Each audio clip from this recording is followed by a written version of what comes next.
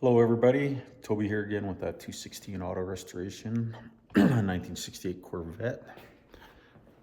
On my last video, I was priming this car here, so I actually got all the primer on it and let it set for a couple days. So today what I'm going to do is I'm going to remove the paper, the plastic and the paper off of the car and walk around it and check for flaws, because the first thing I want to do before I start just block sanding the whole car is find any noticeable flaws that are going to stick right out in front of me. So what I'm going to use is I have this auto writer pen. I think you can get them pretty much at any of the automotive places online or whatever, but these work really good. Come in different colors, blue, red, white, but they work. The purpose of them is you can write on the car, basically like, see, like right here, like this, like that. And it won't damage anything. You see that right there, right here. That way I can walk around the car and mark off all those spots. And then I can come back and do my block sanding on them. So just let me show you here that this stuff works really good. And then you just take and spray with a little bit of water. And it comes right off. So you don't have to worry about leaving any residue or whatever, get yourself in trouble by putting like Sharpie on there. I do not recommend Sharpies unless you're gonna definitely sand every bit of it off, because Sharpies will bleed through. So I definitely do not recommend Sharpies. But these things work really good. Come with a couple different tips in them and stuff like that. And they last a long time. I've had these a couple of years and I'm still using them.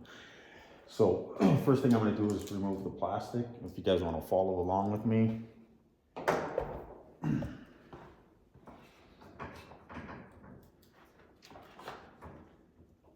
I put about I want to say four good coats of primer on this car, and a little heavy. Put it on a little bit heavy because I knew there were some spots that I needed to definitely get some good primer on to help fill some of those imperfections.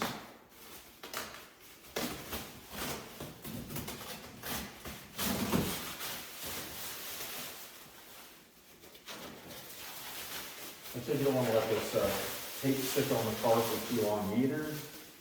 So it can find a home there and pretty much want to stay there forever. I don't know if you follow along with the 59 El Camino that I had done. And I had basically dig off tape with my fingernails. It took hours to do that.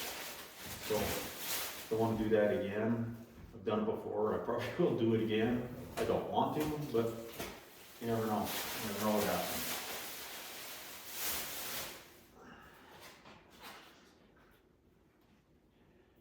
I'm just going to get all this tape removed, plastic removed,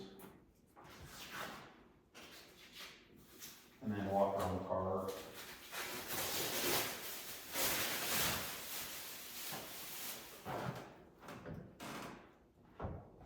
And if you see when I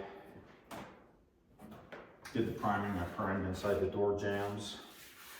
Not a real heavy coat, just enough to give it some coverage. I'm going to sand it all down. I'll probably come back and I'll probably reprime this car one or two more times, depending on what I find.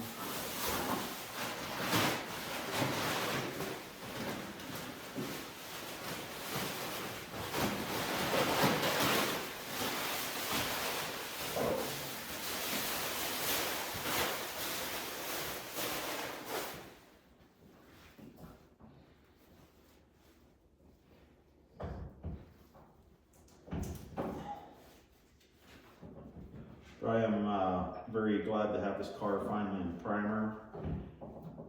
And And having it one color like this is gonna be able to help me see the flaws a little bit more.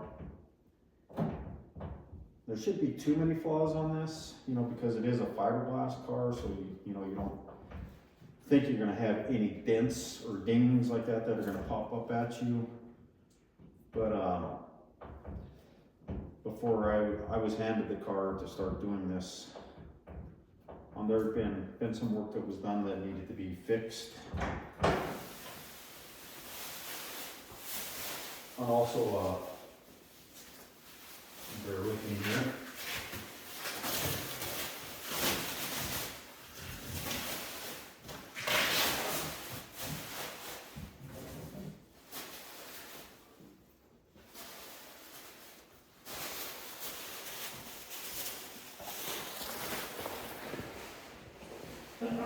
Right there.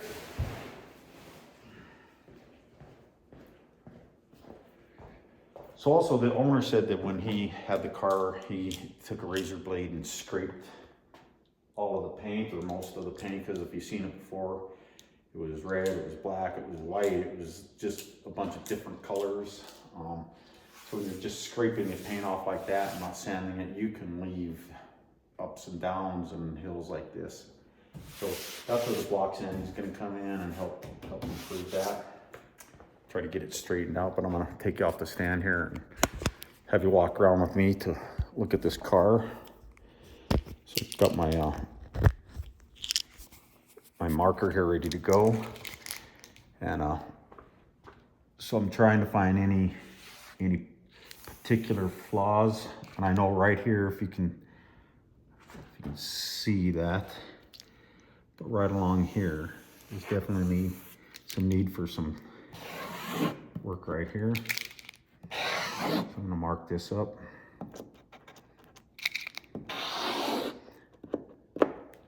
That spot there.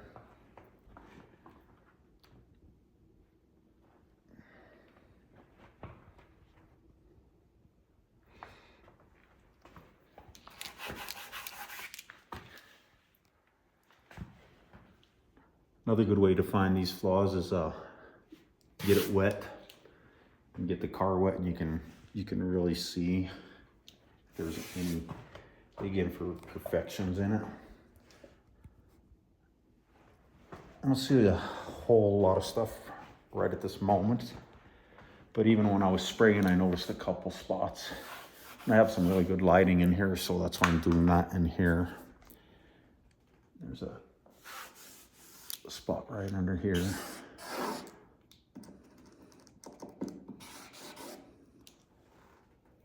You see it's almost a divot there. It's kind of hard to spot out.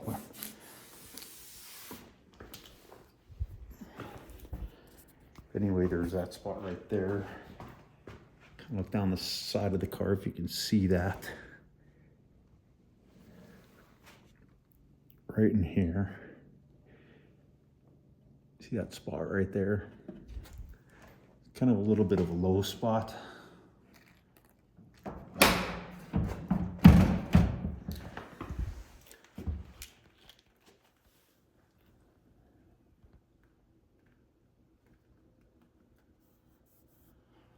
Some of these smaller pieces like this right here, there's a couple little, like little tiny low spots right here. And I believe these should come out pretty good with just the initial block sanding. Should get most of that out. See a spot right here on the door. It's gonna definitely require some attention.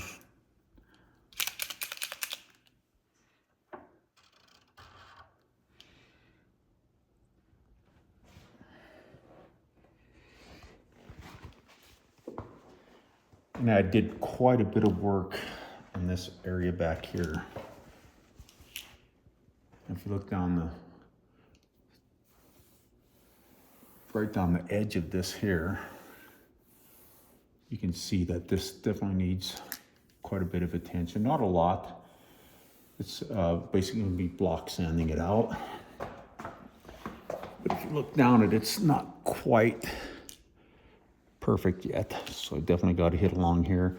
Plus I had to put this hole back in here for the for the antenna. So I know right along here, this whole area here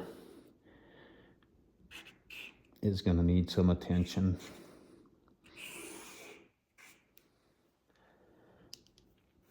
And right in here, you look right in here, you can see just some lines, but that's probably gonna come out with a just initial block sanding. I'm gonna mark it up anyways. And of course, all along this back tail piece, this I had to do a lot of work to, had to refiberglass all of this back in here. And I think I've got it pretty good. But this is definitely gonna be, I don't even have to mark this because I know that it's gonna be needing quite a bit of block sanding to get that straightened out. So anyways, everybody, there you have it. This whole tail piece is gonna have to be worked over pretty good. And what I'll do is get those spots figured out, take it right down to the fiberglass if I have to again. Basically like taking it back down to the metal, starting to get it nice and flat. But I'll go ahead and block sand the car, get the spots figured out that need work, fix those. Then I'll prime the car one more time, block sand it again and get those all figured out. And I'll do this with most of this block sanding here with like a 220 grit, 180 or 220. I'm not sure what I have. I think I have 220 or 180. Either of those grits are fine for block sanding this car out. And it won't leave too heavy of a scratch. And then when I'm completed with that, and I know that I've got everything worked out and I've got it completely done, what I'll do is I'll prime it one more time. I'll get 2 good, nice light coats of primer on it. And that's gonna fill in all those scratches and any 80 grit scratches that I might have left over or not seen. And then I'll come back with like a 320 dry, and I'll sand the car really good with 320 dry and get rid of all of those scratches. Then when the 320 dry is done, I'll go with 600 wet. And once I do the 600 wet and get that completed, the car's ready for paint. So there you go, everybody. Hope you're enjoying the videos. A 1968 Chevy Corvette. Pretty rare cars. You don't see them too much anymore. But they're out there. It's a 427 4-speed, which is pretty much a badass car. That's what I want to say. That's, as my grandson would say, that's a badass car, Pops. But yes, it is. And thank you everybody for watching, and I'll see you next time. Take care.